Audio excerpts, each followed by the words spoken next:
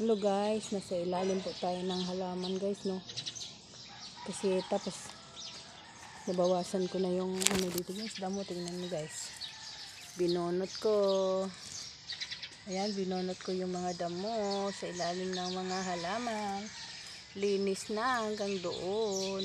Kaya walis-walis naman tayo guys, at daming nalalaglag na mga dahon. Ayan, no. Yugon na to guys, yugon. Parang laglag na sila lahat guys.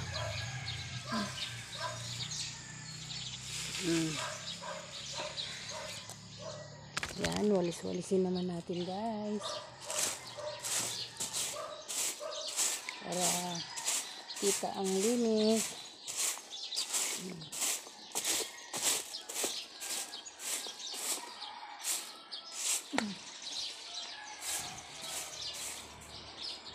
Okay guys, yun nga yung wala tayong sahod guys dun sa bahay. Lilinis na tayo guys. Ito pa kayang may sahod guys, diba? Ito ring natin kapaligiran natin sarili. Ang kapaligiran ng ating mga amo.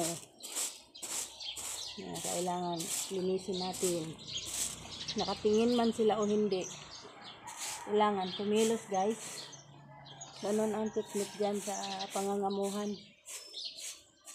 Hindi porque walang nakatingin sa'yo, hindi ka rin kikilos. Kailangan kumilos para sulit naman yung kabaitan ng amo at yung sweldo. So, naglag na kayo dyan para isang walisan na.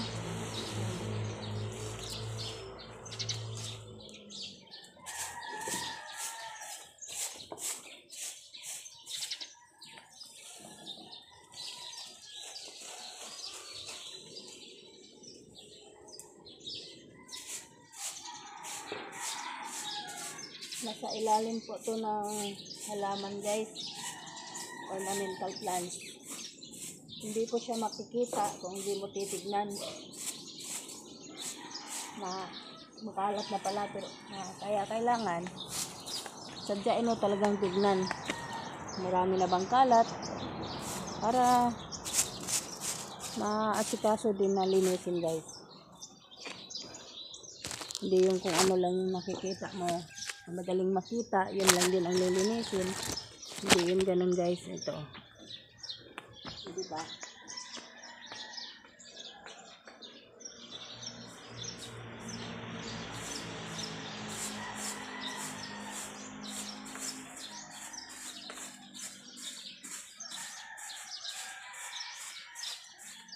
Walis-walis. Walis sa umagang kay ganda.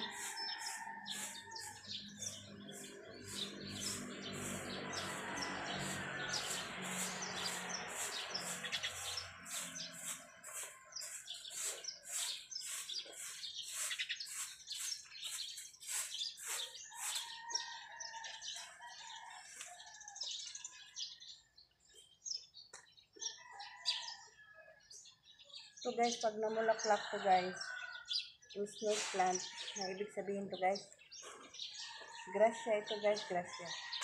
Sa mga hindi nakakaalam, ginagawa ang pampaswerte ito guys sa iba.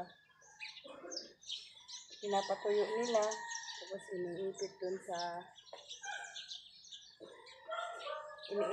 sa ano, sa kanilang mga wallet.